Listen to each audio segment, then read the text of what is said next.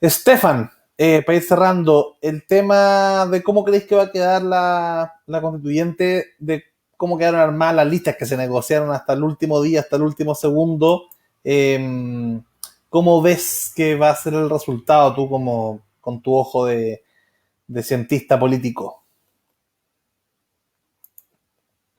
Bueno, yo en esta pasada me toca, o voy a ser un poco más pesimista que Jan. Yo no creo que la constitución mínima sea algo que vaya siquiera a asomarse en el ambiente. Me parece que la gracia de las constituciones mínimas obedecen a instituciones muy robustas y de muy buen funcionamiento y a una ciudadanía muy interesada en política, de mucho capital social y de mucho entendimiento. O sea, si tú quieres un juego, si tú quieres jugar un juego en el que las reglas son básicamente no se maten, necesitas gente muy educada o gente muy asidua al suicidio, una de dos. Entonces yo creo que la constitución mínima no va a ser algo muy real. La energía del cambio constitucional y del proceso que se vive desde el 18 de octubre viene dado desde demandas sociales súper fuertes. Entonces a mí no se me imagina que se detalle el catálogo de derechos de la constitución, perdón, no se me imagina que no vaya a pasar que ese catálogo de derechos esté en la Constitución, que ojo que hoy día también está. ¿No? Lo que yo sí creo que va a pasar es que en algunos de esos derechos, particularmente salud y probablemente vivienda, el entramado y el articulado de esos derechos va a ser mucho más robusto en el cómo se accede y en cuanto a quiénes llega la prestación. ¿No? Esta situación del derecho subsidiario, donde básicamente el único derecho que es protegido realmente es el de la propiedad y no los otros, ya yo creo que eso va a cambiar, no tanto el de la propiedad y por cierto sí el de la salud, ¿no? Ese es el que yo me atrevería a decir de que a ciencia cierta va a quedar consignado para todos los derechos, para todos los chilenos en acceso y el articulado constitucional de que el Estado tiene el mandato exclusivo de cumplirlo, ¿no? Probablemente vaya a haber participación privada, pero va a ser el Estado, casi una sociedad de bienestar, el que se va a tener que, hacer, que se va a tener que encargar de eso.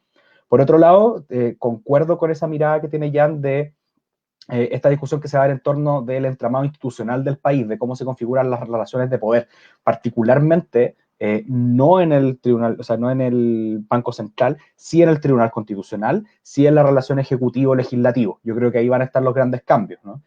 Yo creo que la clase política ya le tiene hincado el diente y dentro de la constituyente van a cabildear para que efectivamente hayan dinámicas menos hiperpresidencialistas. ¿Por qué? Porque te permite un juego más simple en el día a día, te da más margen de juego, te hace la cancha más grande, entonces podéis correr más, ¿no? Esa es como un poco la lógica de semipresidencialismo o incluso parlamentarismo, por ejemplo. Um, También en el cómo se distribuye la fuerza dentro de la constituyente, a mí yo veo a una derecha normalmente representada en, digamos, algo así como entre el 40 y 45%, como lo viene haciendo de manera relativamente seguida. Súmale reglas electorales, probablemente con algo así como el 30 y tanto por ciento de los votos va a tener el 40 y tanto por ciento de los escaños, como suele pasar, ¿no? Eso no es una novedad. La izquierda se va a dividir, obviamente, por las listas que eligió tener, pero al mismo tiempo le va a permitir sumar fuerzas dentro de la constituyente. ¿Cuál es la gracia de la constituyente?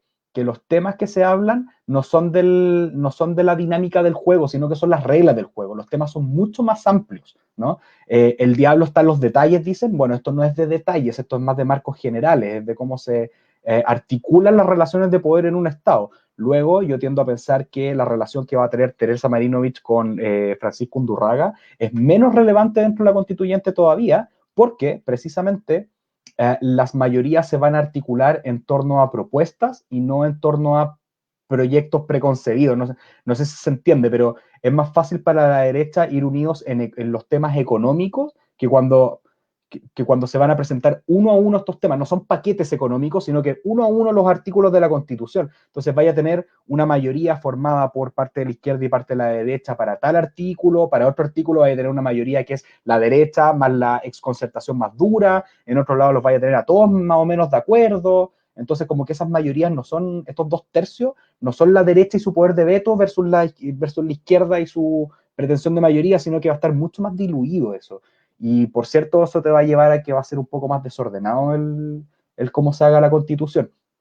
Una cosa que creo que no va a estar en la Constitución, por otro lado, y que va a ser un poco lamentable, es la parte de la solidaridad intergeneracional y cómo participamos más activamente los ciudadanos en la política fuera de la representatividad de los políticos, ¿no? Como iniciativas de ley popular, etcétera, etcétera. Creo que la gracia de la constituyente, o una de las características que tiene, es que los políticos que la van a conformar o las personas que lo van a conformar son menos profesionales que los que están en el Congreso. Entonces, no sé si entienden tanto estas dinámicas de vota conmigo en esta y nos omitimos en la otra. Esos acuerdos que suelen darse muy de Congreso, yo creo que ahora no van a existir. Y si no existen, creo que por una cuestión lógica y pedagógica, la gente cuando llegue a la constituyente va a agarrar la constitución actual. O sea, la hoja en blanco efectivamente existe, pero yo creo que la forma pedagógica de trabajar va contra constitución actual. Artículo 1, ¿estamos de acuerdo o no? No. ¿Cuál es la propuesta? Esta. Y así. ¿Y qué pasa con la constitución actual? El capítulo 15, que es el de plebiscito, se agregó recientemente, o sea, no está en el ADN nuestro. Ahí, si es que alguien se pega el chispazo, algo va a haber, pero por tiempo yo no lo veo muy posible. Tiendo a pensar que la Constitución, fuera de un cambio en el Ejecutivo Legislativo, pasar del hiperpresidencialismo a unas dinámicas un poco más laxas en ese estilo, donde, por cierto, Pancho Undurraga y Teresa Marinovich no estarían de acuerdo en ningún caso. Yo veo a Teresa Marinovich en full hiperpresidencialismo y a Pancho Undurraga en algo más tendiente a hacer semipresidencialismo. Yo creo que hay cambio ahí, hay cambio en el articulado en salud y en vivienda, y creo que no van a haber grandes cambios adicionales. Y por cierto, lo que decía ayer, políticas mucho más verdes, un Estado verde y sustentable.